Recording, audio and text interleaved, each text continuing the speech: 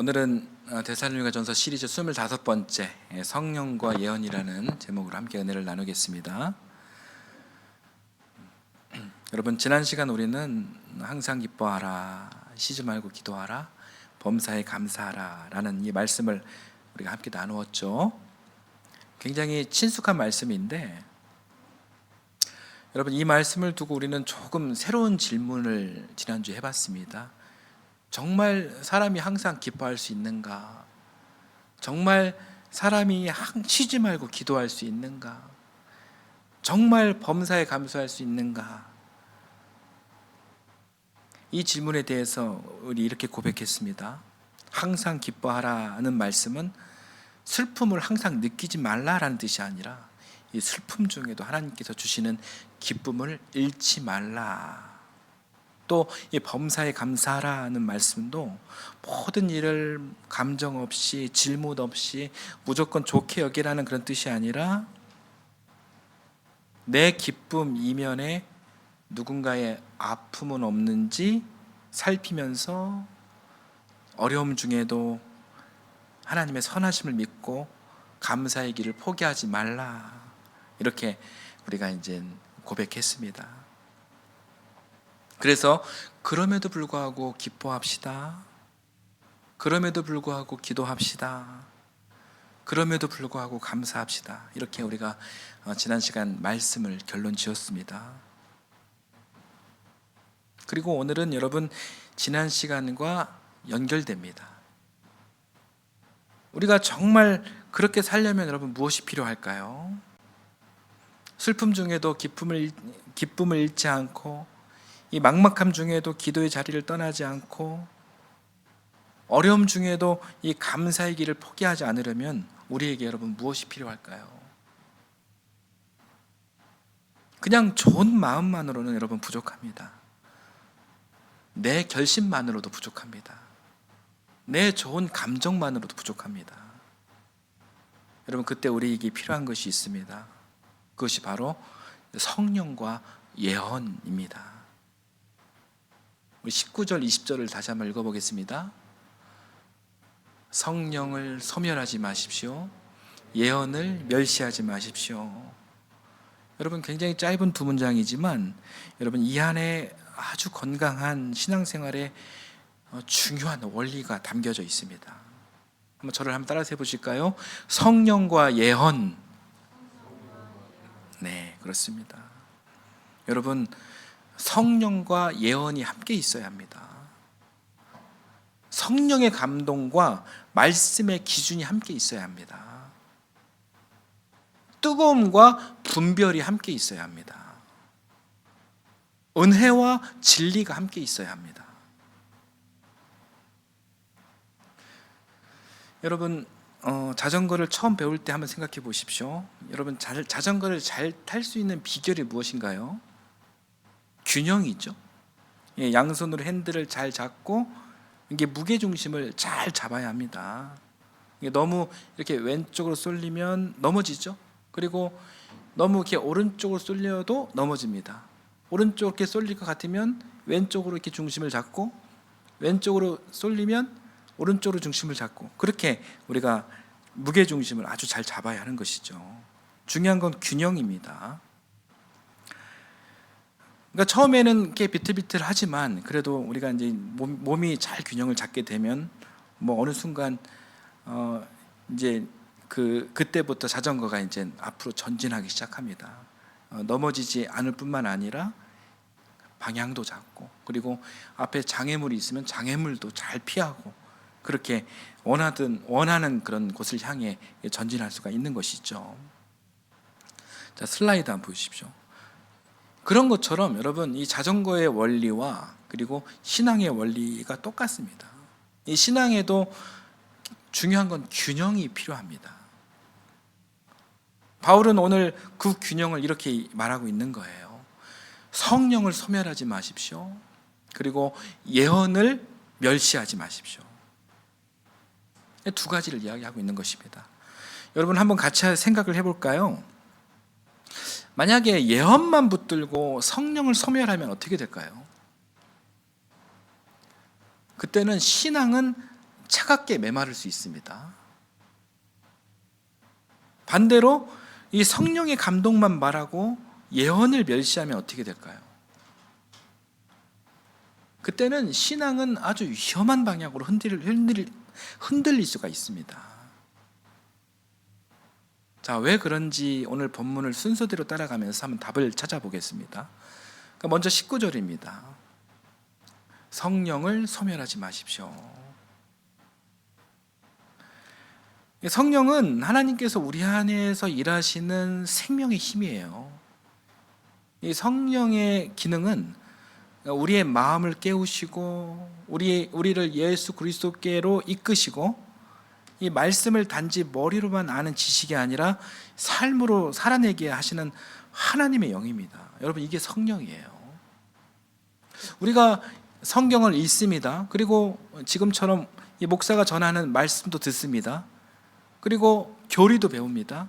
이게 성경 지식도 이렇게 쌓일 수 있습니다.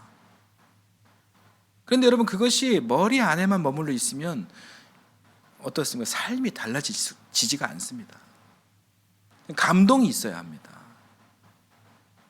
감동이 없다면 이 말씀은 아는데 사랑하지 못하는 거예요. 복음은 아는데 용서하지 못할 수 있어요.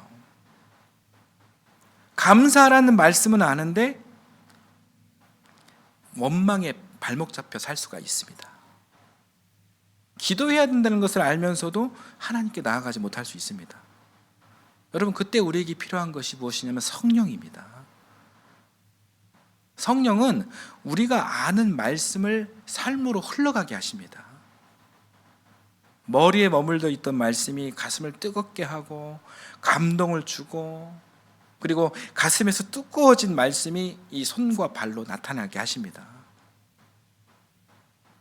성령은 말씀을 살아 움직이게 하시는 하나님의 능력입니다. 그런데 바울은 이 성령을 소멸하지 말라라고 말하고 있죠. 이 소멸한다라는 말은 꺼뜨린다라는 뜻입니다. 여러분, 성령은 마치 불처럼 우리 안에 역사하십니다. 그래서 자칫 잘못하면 여러분, 그 불을 꺼뜨릴 수가 있습니다. 처음에는 마음이 찔립니다. 그런데 계속 외면하면 무뎌집니다. 처음에는 기도해야 되겠다는 마음이 듭니다. 그런데 계속 미루면 사라집니다. 처음에는 사랑해야 되겠다는 그런 감동이 있습니다. 그런데 계속 계산하면 식어집니다. 여러분, 이것이 바로 소멸의 작동 원리입니다. 여러분, 하나님께서 마음에 주시는 거룩한 감동을 가볍게 여기지 마십시오. 사랑해야 되겠다는 마음이 들 때 사랑해야 합니다. 기도해야 되겠다라는 마음이 들 때 기도해야 합니다. 용서해야 되겠다라는 마음이 들 때 하나님께 도움을 구해야 합니다. 말씀 앞에서 마음이 찔릴 때 여러분, 그 찔림을 그냥 넘기시면 안 됩니다. 성령을 소멸하지 마십시오. 이것이 여러분 19절 이야기입니다. 그리고 이어서 20절입니다. 예언을 멸시하지 마십시오. 여러분, 예언은 무엇일까요? 예언이라고 하면 여러분 어떤 생각부터 드십니까? 미래를 맞히는 일이 떠오르지 않으실까요? 네, 그렇습니다. 누가 앞으로 무슨 일이 일어날지 알아맞히는 것을 예언이라 이렇게 생각합니다. 물론 이 성경 안에는 장래일을 말하는 그런 예언의 은사도 있습니다. 그런데 이 성경에서 이 예언의 더 중요한 의미는 하나님의 말씀을 올바르게 해석하고 선포하는 것이 이 성경에서 이야기하는 중심된 예언입니다. 하나님의 마음을 깨닫고 하나님의 시선으로 오늘을 보게 하는 그런 말씀이 바로 예언이에요. 물론 예언도 성령께서 주시는 은사입니다. 성령과 예언을 완전히 나누어 생각할 수는 없는데, 다만 오늘 본문을 따라서 설교적으로 말하자면 성령은 우리를 움직이게 하시는 하나님의 숨결이고, 그리고 예언은 우리가 가야 할 길을 비추는 말씀의 빛입니다. 예언은 성경의 핵심을 정확하게 찌르고 그것을 오늘 우리의 삶에 쉽게 알아듣도록 전하는 은사입니다. 하나님께서 무엇을 기뻐하시는지, 무엇이 하나님의 뜻인지, 무엇이 사람의 욕심인지, 무엇이 생명을 살리는 길인지 분별하게 하는 예언의 은사입니다. 여러분, 저 같은 설교자는 예언의 은사가 있어야 합니다. 성경의 핵심을 붙들고 그것을 오늘 우리의 삶에 어떻게 적용할 수 있을지 분별하며 전해야 하는 것이죠. 설교자는 단지 좋은 이야기를 하는 사람이 아니잖아요. 하나님의 말씀 앞에서 오늘 우리의 삶을 비추는 그런 사람이어야 합니다. 그러므로 오늘 본문에서 예언을 멸시하지 말라는 말씀은 하나님의 말씀을 가볍게 여기지 말라라는 뜻입니다. 하나님께서 말씀을 통해 우리에게 주시는 방향과 분별을 무시하지 말라는 뜻입니다. 여러분, 말씀은 우리 신앙의 절대적인 기준입니다. 그런데 말씀이 없으면 우리는 쉽게 자기 생각을 하나님의 뜻으로 착각합니다. 내 감정이 뜨거우면 그것이 마치 성령의 역사라고 생각하고, 그리고 내 욕망이 강하면 그것을 믿음이라고 포장하기 쉽습니다. 여러분, 신앙생활 하다 보면은 이런 이야기를 들을 때가 있습니다. 그리고 이와 관련된 책들도 많아요. 내가 천국에 다녀왔다, 내가 하나님을 직접 만났다, 이런 이야기 들어보셨죠? 이런 이야기 하는 사람들이 많이 있습니다. 그런 책도 많이 있습니다.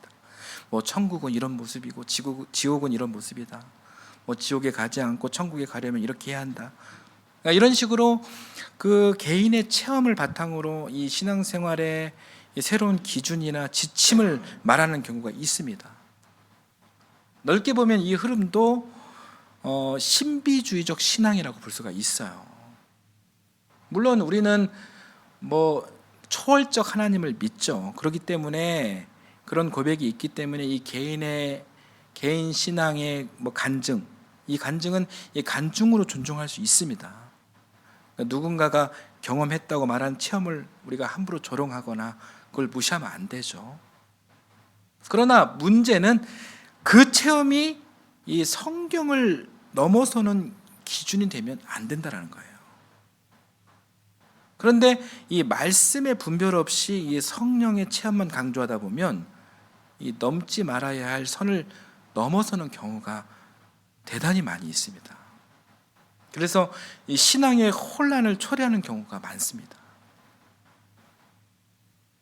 아무리 뜨겁고 특별한 체험이라 할지라도 그것이 결코 예수 그리스도의 복음보다 앞설 수는 없는 거예요. 아무리 그것이 생생한 간증이라 할지라도 그것이 우리가 보는 이 성경의 말씀보다 더 큰 권위를 가질 수 없는 것입니다. 그래서 여러분, 무엇이 중요한 것입니까? 그래서 예언이 중요한 거예요. 하나님의 말씀이 그래서 필요합니다. 우리 신앙을 바르게 세우는 이 분별의 기준이 절대적으로 필요한 겁니다. 그래서 이 건강한 교회가 필요한 것이고요. 그리고 말씀을 맡은 이 목회자의 책임도 굉장히 중요한 것입니다. 물론 이 예언의 은사는 목회자에게만 주어지는 것이 아닙니다. 여러분도 하나님의 말씀을 붙들고 하나님의 뜻을 분별하며 살아가는 예언적 감각을 분명히 사모해야 합니다. 다만 우리는 모두 각자의 삶의 자리가 있죠. 가정에서, 일터에서, 사업장에서 여러 책임을 감당하며 다들 바쁘게 살아갑니다. 그러다 보면 성경을 깊이 연구하고 말씀의 흐름을 차분히 붙들 시간이 부족하죠. 넉넉하지 않을 때가 많습니다. 여러분, 그래서 목회자가 필요한 거예요. 목회자의 가장 1순위 해야 할 일은 자명합니다. 이 예언의 은사를 사모하고 이 건강한 말씀을 준비하고 선포하는 일입니다. 그래서 목회자는 더욱 두렵고 책임 있는 마음으로 이 말씀을 준비해야 합니다. 목사는 교우들 위에 군림하는 사람이 아니라 성경의 핵심을 바르게 붙들고 교회가 함께 분별할 수 있도록 말씀의 기초를 놓는 사람입니다. 그 기초 위에서 우리 모두가 하나님의 뜻을 더 바르게 분별하고 그리고 말씀을 따라 살아가는 교회가 되어야 하는 것입니다. 여러분, 이것이 바로 20절 예언을 멸시하지 마십시오의 이야기입니다. 자, 그리고 바울은 이어서 21절을 말합니다. 21절을 같이 한번 읽어볼까요? 모든 것을 분간하고 좋은 것을 굳게 잡으십시오. 바울은 성령과 예언을 말한 뒤 곧바로 무엇을 얘기합니까? 분간, 분별을 말하고 있어요. 여러분, 이 부분도 굉장히 중요합니다. 성령의 감동을 말한다고 해서 모든 것을 다 받아들이란 뜻이 아니에요. 예언을 멸시하지 말라고 해서 누군가가 하나님의 뜻이라고 말하는 것을 무조건 따라가라는 뜻도 아닙니다. 바울은 말합니다. 모든 것을 분간하십시오.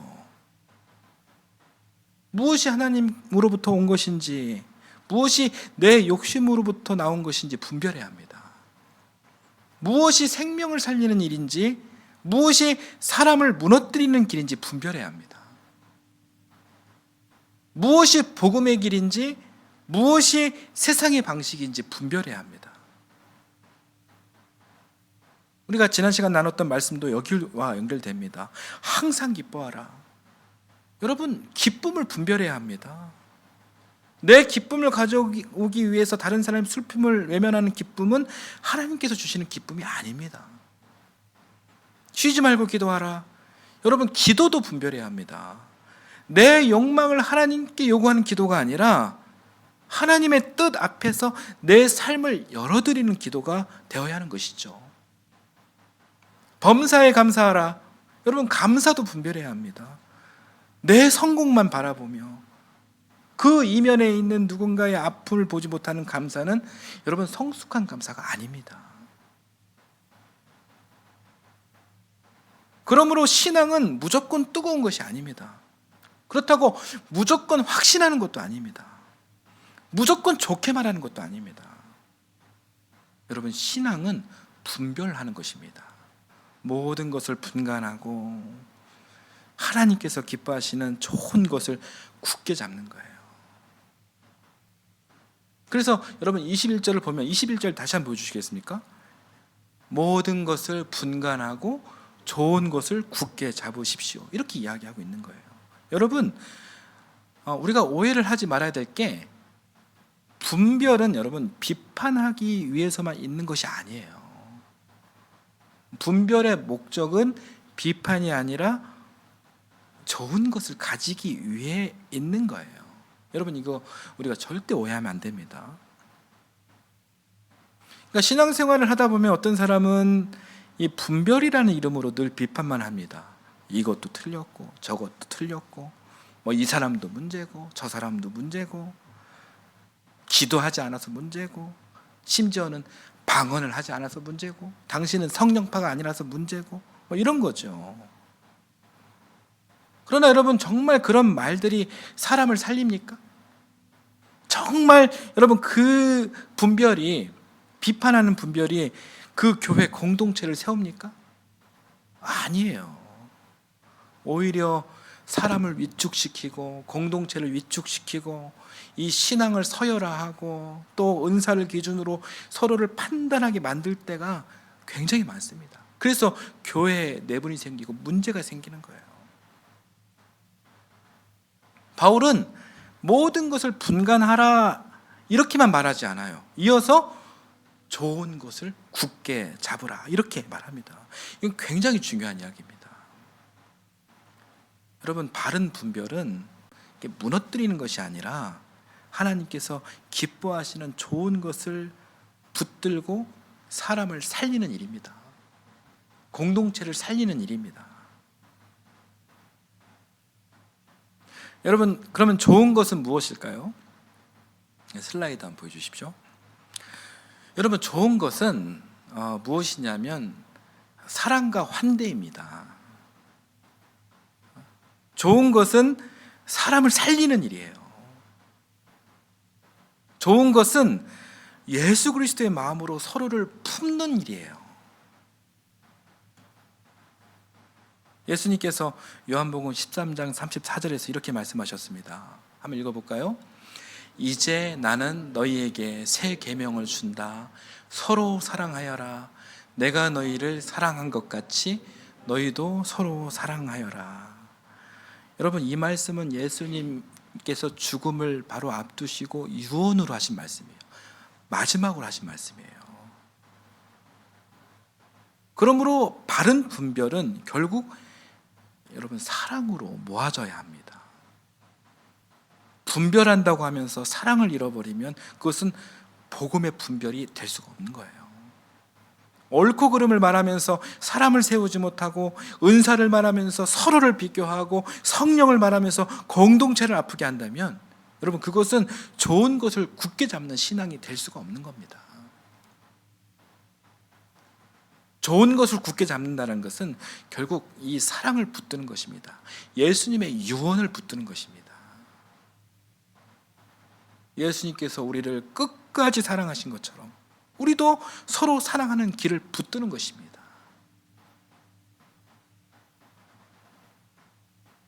방언의 은사, 예언의 은사, 신유의 은사, 온갖 성령의 은사보다 앞서는 것은 사랑.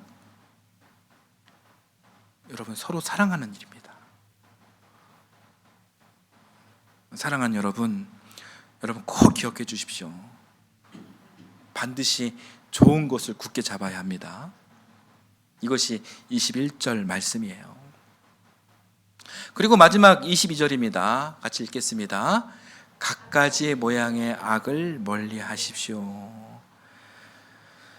여러분, 모든 것을 분간하고 좋은 것을 굳게 잡는 사람은 동시에 악을 멀리해야 합니다. 자, 여기서 바울은 이렇게 표현했죠. 갖가지 모양의 악이라고 이렇게 말하고 있습니다. 악은 한 가지 모습으로만 오지 않습니다. 악은 언제나 노골적인 얼굴로만 오지 않습니다. 때로는 아주 그럴듯한 얼굴로 옵니다. 때로는 아주 신앙적인 언어를 가지고 옵니다. 때로는 이 성공이라는 그런 이름으로 옵니다. 때로는 아주 열심이라는 그런 상황으로 옵니다. 때로는 내 권리, 내 자존심, 내 유익이라는 이름으로 옵니다. 그래서 여러분, 우리는 분별이 필요한 거예요. 좋은 것은 하나님의 시선에 합당한 것이고, 악은 결국 사람의 시선에 붙들린 것입니다. 여러분, 이 둘을 분별하는 기준을 말씀드릴게요. 사람의 시선은 언제나 나를 먼저 생각하게 합니다. 내 유익, 내 성공, 내 자존심, 이것을 지키라고 말합니다. 그러나 하나님의 시선은 생명을 보게 합니다. 사랑을 보게 합니다. 십자가의 길을 보게 합니다. 이타적인 마음을 보게 합니다. 복음은 우리에게 묻습니다. 그 길이 생명을 살리는 길이냐? 그 길이 예수님의 길이냐? 그 길이 사랑의 열매를 맺는 길이냐?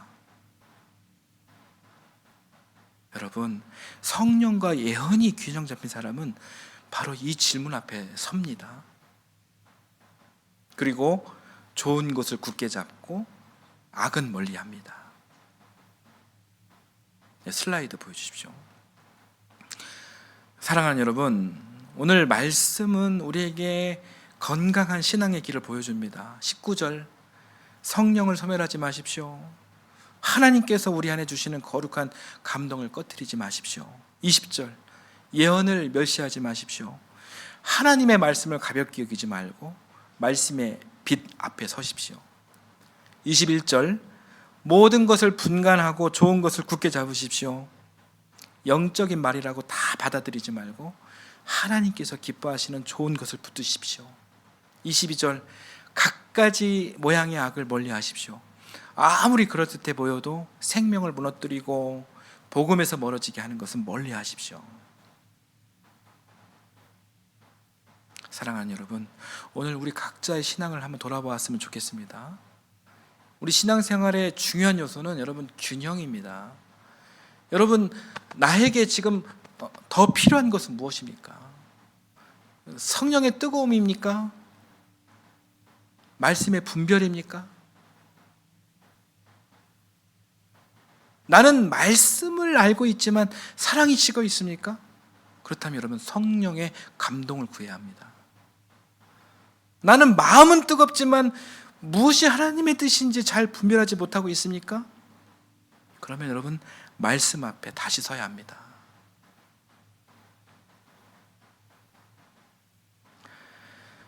여러분, 데살로니가전서 여행이 거의 끝나가고 있습니다. 많이 배웠습니다. 많이 알았습니다. 많이 깨달았습니다.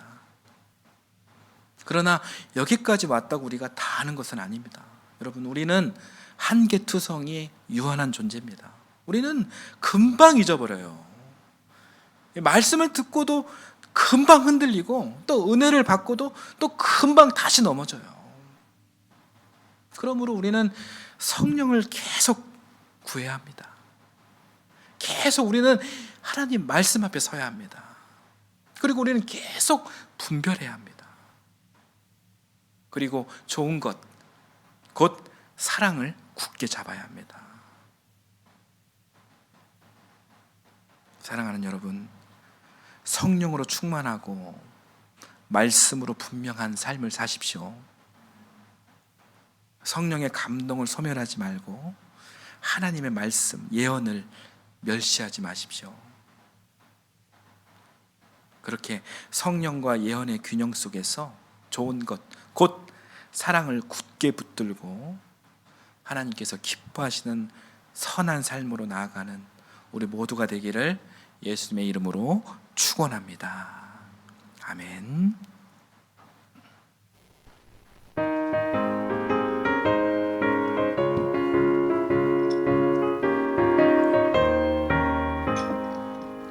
내가 매일 기쁨의 순례의 길에 나온 주의 발이 나를 안보하며, 내가 주의 큰 복을 받는 참된 비결은 주의 영이 함께함이라. 성령이 계시네, 할렐루야 함께하시네. 좁은 길을 걸으며 밤낮 기뻐하는 것, 주의 영이 함께함이라. 전에 죄에 빠져서 평안함이 없을 때 예수 십자가의 공로 힘입어 그 말 아래 엎드려 잠든 평화 얻음은 주의 영이 함께함이라. 성령이 계시네, 할렐루야 함께하시네. 좁은 길을 걸으며 밤낮 기뻐하는 것, 주의 영이 함께함이라.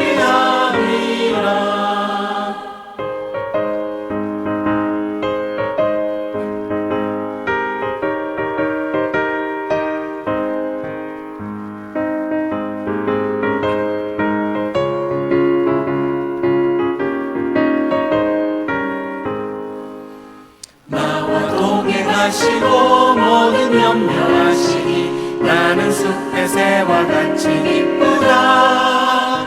내가 기쁜 마음으로 주의 뜻을 행하면 주의 영이 함께하리라. 성령이 계시네, 할렐루야 함께하시네.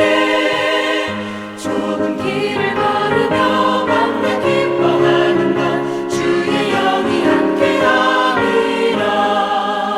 세상 모든 욕망과 나의 모든 정욕은 십자가의 이미 못을 받았네. 어두운 밤이 지나고 무거운 짐 벗으니 주의 영이 함께함이라.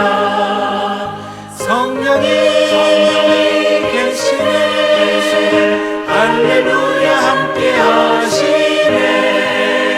좁은 길을 걸으며 밤낮 기뻐하는 것, 주의 영이